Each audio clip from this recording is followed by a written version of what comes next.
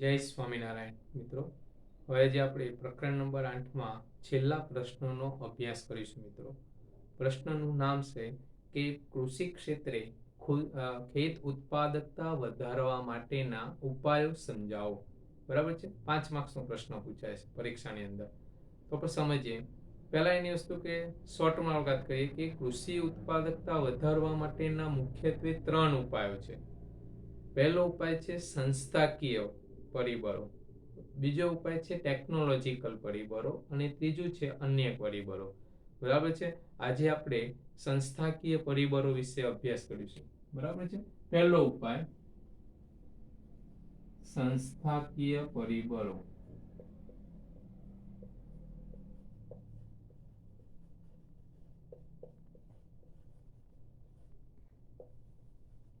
બરાબર છે.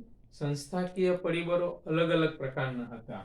બરાબર છે. પહેલું સંસ્થાકીય પરિબળોની વાત કરીએ એની અંદર જમીન વિષયક સુધારા.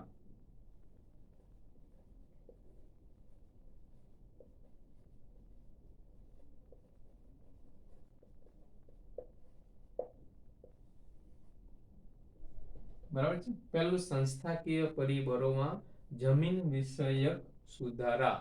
તો ભારતમાં ખેતી કરનારા ખેડૂત વર્ગ જેને જમીન માલિકીનો હક જોઈએ છે. બરાબર છે. ખેતી કરનારા ખેડૂત માટે જમીન માલિકીનો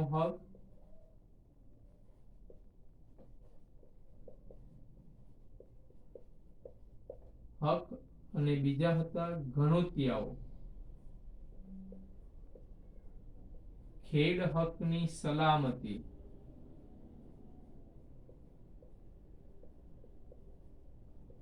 સૌથી મહત્વની બાબત છે મિત્રો બે. બરાબર છે. ભારતમાં ખેતી કરનારા ખેડૂત વર્ગને જમીન માલિકીનો હક જોઈએ છે, જ્યારે ગણોતિયાઓને ખેડ હકની સલામતી મળે તે માટે આયોજન કાળ દરમિયાન જમીન નાબૂદીના કાયદા. બરાબર, યાદ રાખજો, ખાસ મહત્વનો હતો. કયો કાયદો ઘડવા માટે? જમીન નાબૂદીનો કાયદો.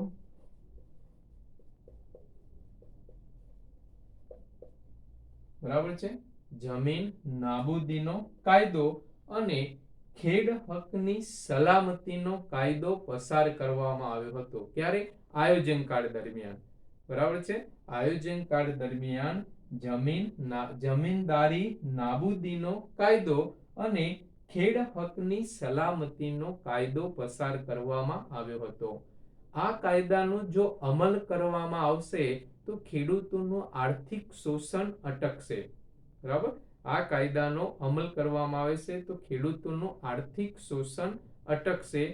જમીનદારી એટલે કહી શકાય છે કે ખેડ હકની સલામતી અથવા એના ઉપર બીજો એક કાયદો ઘડવામાં આવ્યો હતો, જમીન ટોચ મર્યાદાનો કાયદો. બરાબર. જમીન ટોચ મર્યાદાનો કાયદો ઘડી દેખરેખ રાખી શકાય તેટલી જમીનો રાખી કૃષિ ક્ષેત્રે ખેત ઉત્પાદકતા વધારવા માટેના પ્રયાસો કરવામાં આવ્યા હતા. બરાબર છે. તો પહેલું હતું જમીનમાં સુધારાઓ કરવાના હતા. બે મહત્વના હતા તે આ બંને બાબતો ખાસ યાદ રાખવાની. એ મિત્રો, જમીન વિષયક સુધારા.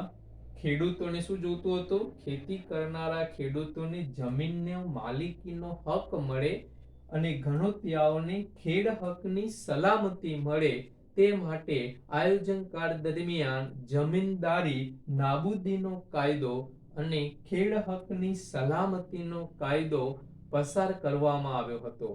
બરાબર. સૌથી મહત્વની બાબત એ હતી.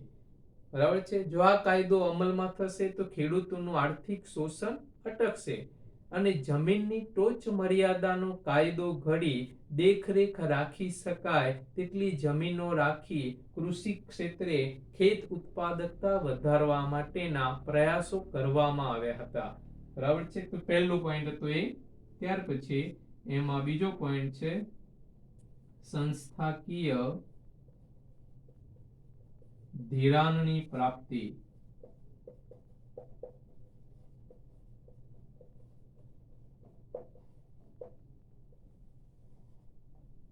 આ આપણને મિત્રો ખબર છે કે ભારતમાં મોટા ભાગના ખેડૂતો કેવા છે? ખૂબ જ ગરીબ છે.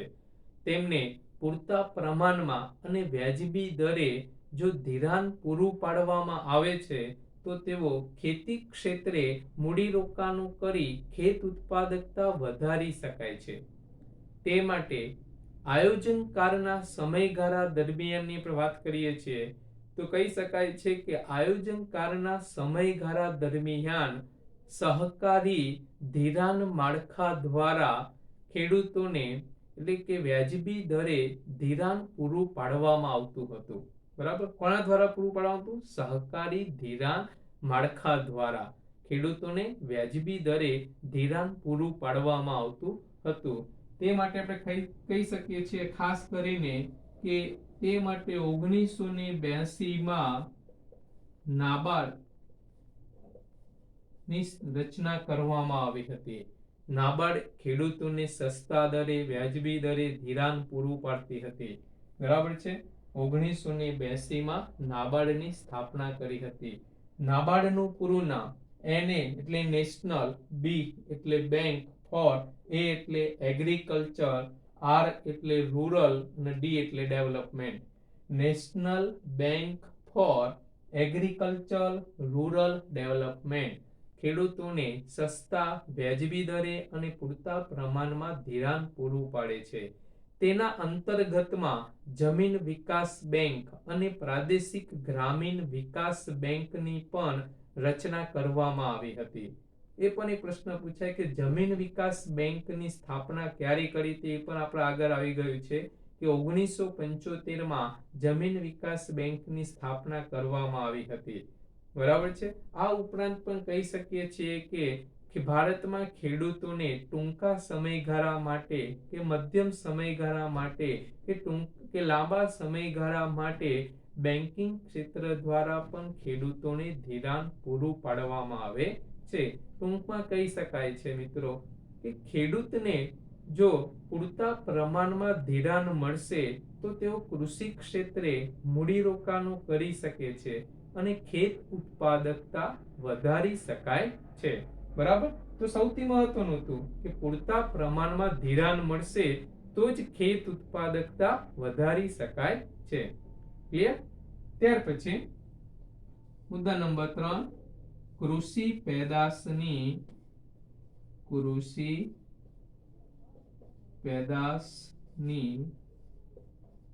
વેચાણ વ્યવસ્થામાં સુધારા.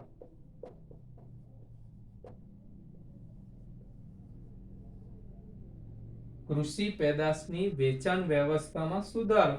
તો ભારત દેશની અંદર કૃષિ પેદાશની વેચાણ વ્યવસ્થા કેવી જોવા મળતી હતી?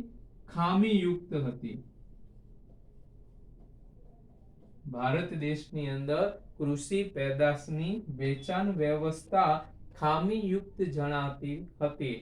ખેડૂતોને પોતાના ખેત પેદાશોના વ્યાજબી ભાવ મળે તે માટે કહી શકાય છે કે કેટલાક પગલાઓ આયોજનકાળ દરમિયાન લેવામાં આવ્યા હતા. કેટલાક સુધારાઓ એમાં કરવામાં આવ્યા હતા કે જેને કારણે ખેડૂતની ખેત પેદાશોના વ્યાજબી ભાવ મળી રહે. કયા કયા સુધારા કરવામાં આવે તો આપણે જોઈ શકીએ ક્રમ પ્રમાણે. તો સૌથી મહત્વની એની અંદર વાત કરીએ મિત્રો કે નિયંત્રિત બજારોની સ્થાપના કરવામાં આવી.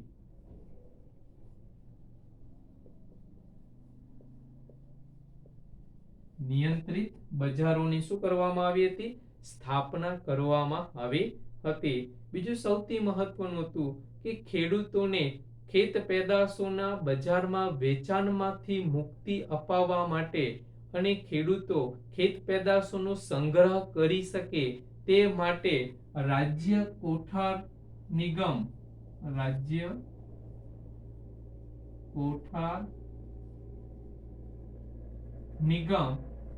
અને બીજું હતું રાષ્ટ્રીય કોઠાર નિગમ ઊભા કરવામાં આવ્યા હતા કે જેને કારણે ખેત પેદાશો પોતાના ખેડૂતોનો સંગ્રહ કરી શકે. શેમાં સંગ્રહ કરી શકતા હતા? રાજ્ય કોઠાર નિગમ અને રાષ્ટ્રીય કોઠાર નિગમો ઊભા કરવામાં આવ્યા હતા. બીજું સૌથી મહત્વનું હતું કે ખેડૂત જે ખેત ઉત્પાદન કરે છે તેની ગુણવત્તા અનુસાર પણ એગમાર્ક પ્રથા દાખલ કરવામાં આવી હતી. કઈ પ્રથા દાખલ કરવામાં આવી હતી? એગમાર્ક પ્રથા દાખલ કરવામાં આવી હતી. આ સૌથી મહત્વની વસ્તુ હતી. ત્યાર ઉપરાંત છેલ્લો પોઈન્ટ એક મહત્વનો છે કે ખેડૂતોને પોતાના ખેત પેદાશોના ભાવ જાણી શકીએ તેવી વ્યવસ્થા પણ ઊભી કરવામાં આવી હતી. બરાબર છે? ઓકે મિત્રો, એટલે ભાવ થઈ ગયો. આ બધા સુધારાઓ કરવામાં આવ્યા હતા આયોજનકાળ પછીના સમયગાળા દરમિયાન, કે જે જરૂરી સુધારા હતા કે જેને કારણે ખેડૂત પોતાની ખેત ઉત્પાદકતા વધારી શકે છે. ઓકે મિત્રો, ક્લિયર થઈ ગયો પોઈન્ટ. અને ત્યાર પછી છેલ્લો પોઈન્ટ હતો ડી, કૃષિ સંશોધન.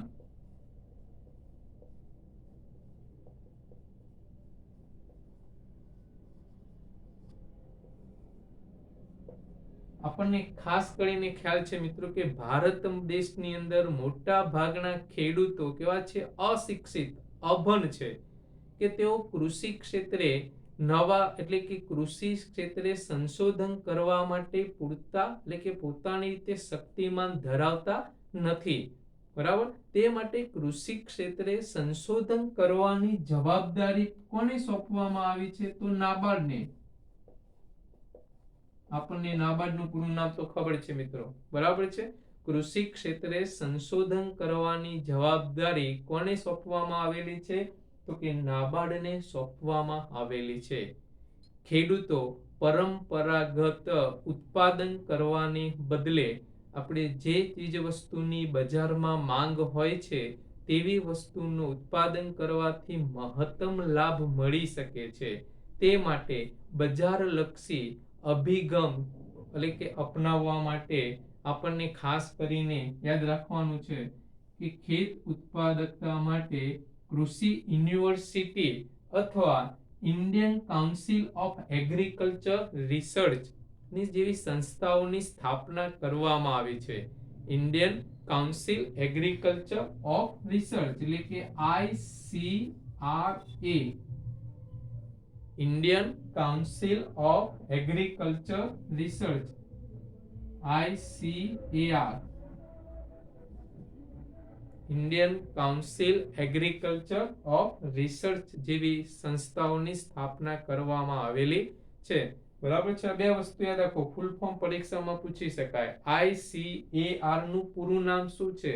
Indian council agriculture research. અને પેલી બીજી હતી કૃષિ યુનિવર્સિટી. બરાબર છે? જે કૃષિ ક્ષેત્ર દ્વારા સંશોધન કરવા માટે પણ ખૂબ જ મહત્વના હતા. બરાબર છે? ક્લિયર?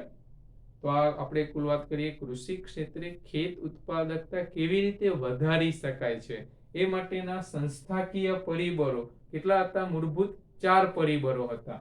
એક હતો જમીન વિષયક સુધારાઓ કર્યા, બીજું સંસ્થાકીય ધિરાણની પ્રાપ્તિ, ત્રીજું કૃષિ પેદાશની વેચાણ વ્યવસ્થામાં સુધારો, અને ચોથું હતું કૃષિ સંશોધન. ઓકે મિત્રો, બોર્ડ ઉપર જે વસ્તુ લખી છે એક એક વાક્યમાં ખાસ કરીને પરીક્ષામાં પૂછી શકાય એવા પ્રશ્નો છે. ઓકે મિત્રો, ક્લિયર? જય સ્વામિનારાયણ.